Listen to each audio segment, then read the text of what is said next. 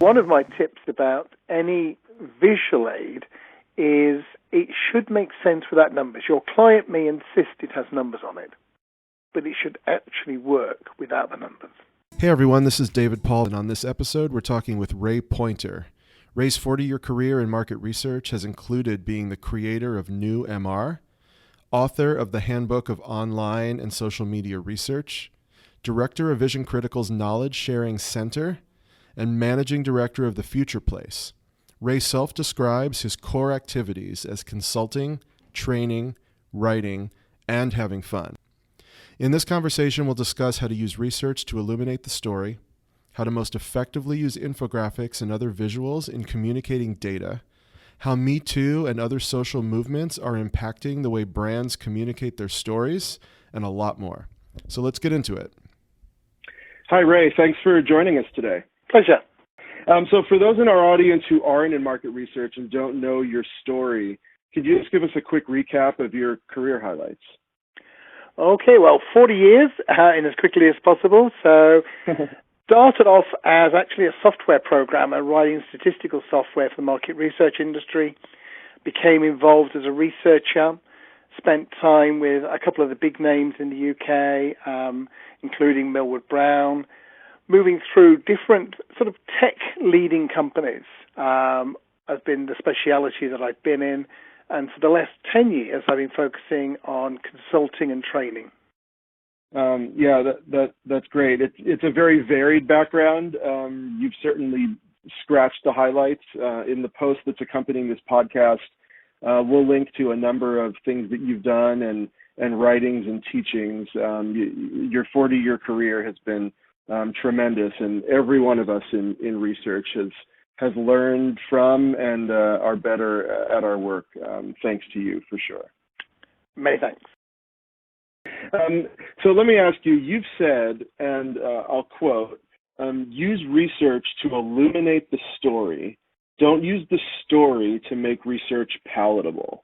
One of the reasons I really wanted to talk with you is because of your commitment to making research findings more digestible and therefore actionable through storytelling and through narrative, as opposed to just slide after slide, chart after chart, word after word.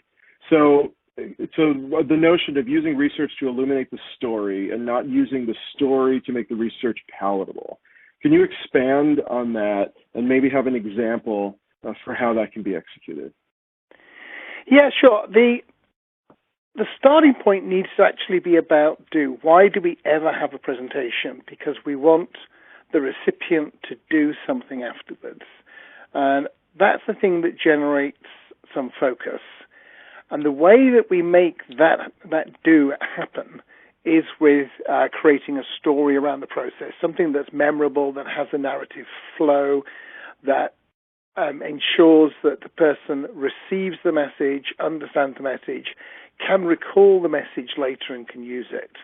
And all of that needs to be right in that process because we want the hard work we've done to actually result in an action on the part of the recipient.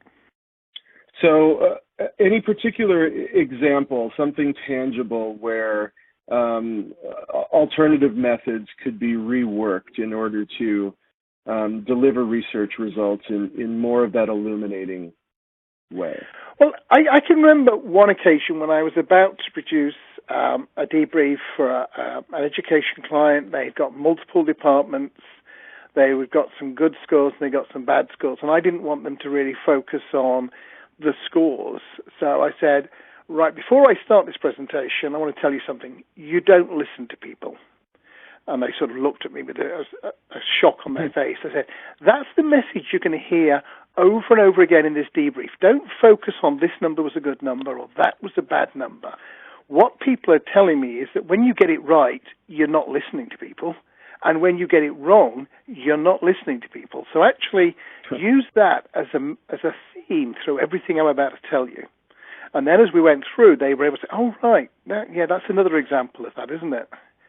And that was one way of bringing that sort of message across, because I don't want people to focus just on the numbers. Right, right. No, that's helpful. That's helpful. Thank you for that. So you've also said that you see market research splitting into two parts: data and automation, and consultancy and storytelling. So what's your take on the impact that's having, and how do you think it should all be more integrated, assuming that you do, or correct that assumption? I think large organizations will integrate because if you're a mill, if you're a Kantar, if you're a GFK, somebody like that, then yes, you're going to have multiple functions. But many other organizations are going to make a bit of a choice about whether they're going to really focus on data and the machine and producing that, and there's a good business to be had there, or whether they're really going to focus on the artisan route of being a consultant, looking at those data streams, creating stories, and then taking those forward so they create action at the end of the day. Mm-hmm. Because we are going to get more and more data. Data is becoming linked together, and there is a new skill, which is finding what is the story in that, and then making that actionable. Mm-hmm. And not many people will do both. Some people will be powering the machine. There'll be a lot of data scientists. There'll be a lot of procedural people. There'll be a lot of salespeople on the one hand, and that'll be one sort of role. But then there will be the people who understand what the client needs, who understand what the data scientists are saying, and understand how to turn that into action. Mm-hmm. Yeah, so you, in the vein of the importance of finding the story in the data, taking the vast amounts of data that are available and crafting those into a narrative and a story that can then be more actionable, you wrote what I thought was a fantastic article on LinkedIn, which we'll link to in the post accompanying this podcast, where you talked about a technique called découper, to find the story in data. So for those who aren't familiar with that term or haven't read that article yet, take us through that a little bit. Well, it's a great way of trying to teach people who are used to the old system to move into this new way. So imagine you've run all of the charts in the way you would normally do. Have a set of cards there and look at them and say, the most important thing on this page is this. And you write down a little nugget of a story. People don't like the taste. These people here found the product hard to use. And you're just writing these pieces down on bits of card, and then move those cards around. How many cards are saying similar things? Put them into a structure. Because your structure should have an architecture. It should have a beginning and a middle and an end. There should be themes. The themes should be supported by evidence. So once you've got all these cards, these cutouts, you move them around to say, okay, now I can see the architecture. And if you've got a card that doesn't link to everything else you've got, well, it's probably not part of this story. And it may be really fascinating, it may be very funny, but it's not part of the story, so we don't use it. We'll find that we've got the same point 2 or 3 different times. Well, we use the best example out of those, the one that's the most impactful. And maybe we've got a hole in our architecture, so we've created this structure from all these cards, we moved around, and we're making a bit of a jump from here to here. And at that point, you say, well, go and look for it, maybe in your data, but maybe in some other data set, because not everything is going to come from the data set you've got. Go and complete that story, use this cutout technique, and then you will end up with an overall story. Now, when people have been doing that for a few years, they do it without using the cards. It becomes something just in your head. Just like when we counted, we used to use our fingers when we started. And then we got good at counting, we didn't use the fingers anymore. Yeah, well, when I read the article, for me, it was an aha moment. I hadn't heard the term, but I certainly understood what you were getting at as you described it. And I'm anxious to try it and practice with it. I can certainly see how it can become very natural as you work through it a number of times, and I think it's certainly helpful. So I'll encourage everyone to read that article and experiment with that once we post it up here. Another thing I found interesting in your work is that you clearly walk the talk. You take your own medicine and apply your techniques to your own work. In a webcast series, which I think was called "Find and Communicate the Story," you used a hilarious slide about what Brits say versus what they really mean. I'm sure people bring this up to you a lot. I think it was a big hit. And as an example, for those who haven't seen it, a Brit may say, "I hear what you're saying," and what they mean is, "I disagree and do not want to discuss it further." But what others hear is, "Oh, he accepts my point of view," which is funny, but certainly drives home a greater point. So I'm curious, how did that technique go over as a mechanism to deliver this particular point? And how do you recommend using humor and atypical examples to engage with an audience, whether it's in reporting or speaking or teaching? Well, I think a couple of things. So one of the things that I run a lot of workshops internationally. So I will often, after I share that piece of British humour, then say, right, now, when we're running a business here in Thailand, what is it that Thais say that other people misinterpret? And we get them to do that exercise. And then what is it that the brand manufacturer says? What is it the brand team say that doesn't really mean what they say? And you start to explore things in a new depth like that. So that's where that technique becomes really useful.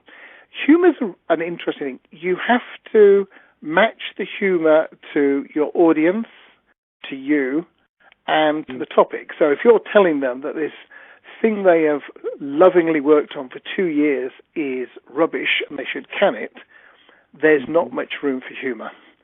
If, on the other hand, you're trying to communicate quite a lot of complex information, then I would recommend some of the videos by Hans Rosling. Because what he's doing is, I can't expect you to think really hard for more than a few minutes at a time. So I will break that up with an anecdote or a piece of humor or a piece of interaction. I will ask you to do something. Simply so that we have got end of chapter markers. If we're thinking about the story theme, how do we make sure that each chapter is coherent? It has a beginning, a middle, end, and then it moves on to the next piece. And a lot of the time we're using humor for those sort of things. But you need to make sure that it's the right humor for the right audience. Right. So in that regard, shifting gears from humor to something that's a little bit more serious, there are some major global social movements going on right now. Me Too is one. Certainly stemming from the U.S. is, Second Amendment and guns and firearms due to what's happening in schools and elsewhere. So I'm curious, especially as someone who's been through many social movements over the years in your career, how do you think that the current day social movements like these are impacting the way brands need to communicate their stories and specifically interact with their audiences? I think that there is a real challenge for them around authenticity. So we saw the Jenner PepsiCo ad backfire really badly. And I think that brands need to think about jumping in too quickly. I think that it would be, Me Too would be really risky for almost any brand, because the chances are that there is going to be an executive in your company somewhere who has done something unfortunate. So that makes hostages to fortune. So I think for something like that, you simply improve your practices, but you don't seek to leverage it. On the other hand, there was some risky but interesting stuff at the Super Bowl a couple of years ago around the positive role that immigrants have been able to bring to the United States. Brands like Anheuser-Busch and so on, who were willing to go out there and make a statement. And I think that there is a demand from some consumers for brands to take a position, but those brands need to be careful about what the position is. And we're seeing that with Delta and the airline, and they have now put themselves in a position where they need to stick to it if they're going to get any benefits from the position they've taken. And those are high risk things for brands to do. And the next thing, of course, is that they have to be a narrative. They mustn't be 5 or 6 independent, or let's agree with this statement, let's pick up on this movement, let's pick up on this key phrase, and have no theme to them. There really needs to be a theme to say, we have a vision, we're authentic, we are working in this particular way. Yeah, no, thank you for that. I agree. I think it's important advice for anyone to hear who's potentially thinking of navigating those waters. But most importantly, it has to be for a purpose and to drive the greater good, and certainly not for purely for profit sake or anything of that nature. Moving just quickly from narrative-based storytelling, talking a little bit about visuals and graphics.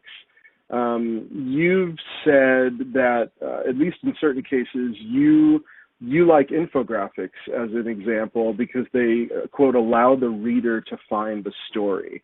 I also hear a lot of others, especially in market research, who often give infographics a bad rap, and probably because there are often a lot of terrible ones produced.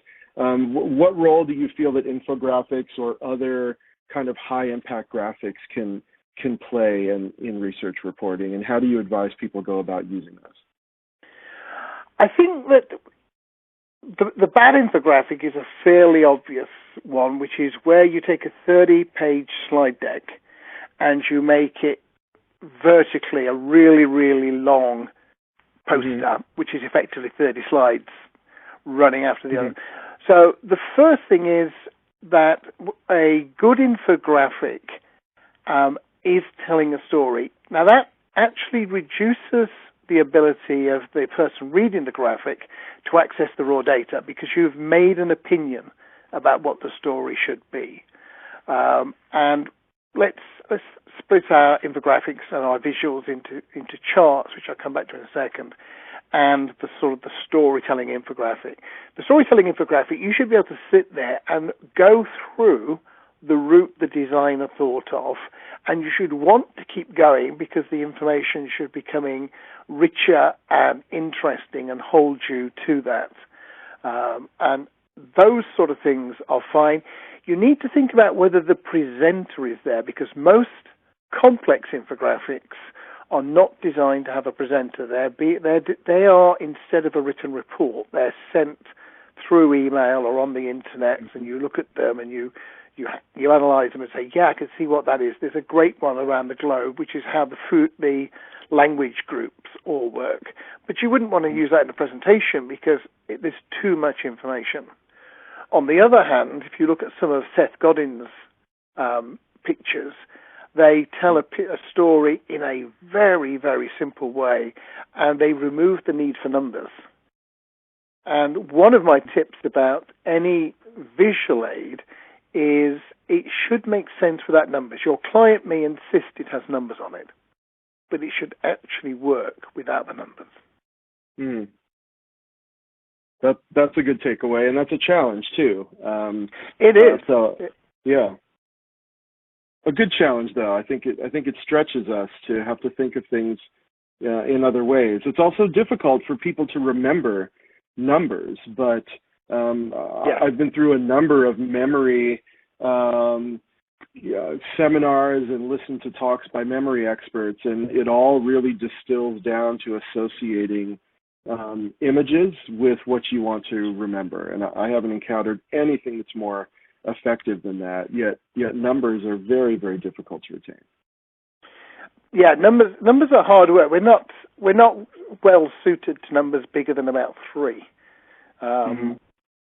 And funnily enough, if you talk to physicists, they mostly talk about 2-digit numbers at most to the power of this, or 2-digit numbers to the power of that. They don't get strung up with nearly as many numbers as market researchers will tend to churn out.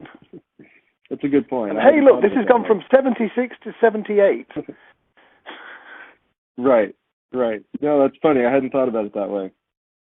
So I've taken a good amount of your time. I've really enjoyed talking with you. I have one final question, and it's really designed to help us learn a little bit about how you learn from other people.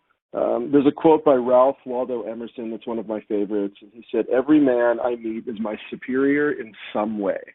And to me, that means that everyone has something that they can teach me. And I try to be open-minded and look for that in people. So I'm curious, in all of your world travels and all of the interesting people you've met and talked with, if there's someone in particular you can recall who you thought that way about, where maybe you weren't sure, you thought it would be more one-sided, where you would be the teacher, and then looking back on it, you realize, wow, I really got as much or more from them as they may have ever gotten from me. Well, I run a lot of workshops. I run them for the MRS, for SMR, for various organizations. And I would say nearly all the time I learn more than the people who have paid to attend the workshop. And so whenever you are doing a debrief, you should be learning about the impact of that debrief and what did you get wrong and which things you thought were going to be really clear are not clear. Because that's the curse of knowledge. As an expert, you will often think that something is really clear, but it's not if it's not clear to your audience. So, all the time be looking at the audiences to find out what do they not know. And similarly, occasionally I'm working in a consultancy with companies, and I will talk to them about their interns and say, really encourage them to keep saying, why do you do that? Because most of the time they say that, you'll say, oh, we do that because there's a legal reason for this, or we do that because we've tried it and this is the best way. And then they'll say, why do you do that? And you go, yeah, that's a good question. We do that because we used to have to use ink, but we don't use ink anymore, so there probably isn't a good reason why we do that. Yeah, encouraging others to ask you more questions will also help you be more introspective and hopefully maybe trim some of the fat and make your own work better. Absolutely. That's fantastic. Well, Ray, thank you so much. Your career has been always amazing to follow, and I've learned a tremendous amount from you and will continue to do so. I'm excited that we get to share these thoughts and your wisdom with everyone listening. So really, really appreciate your time, and thank you so much. And thank you. Great talking with you.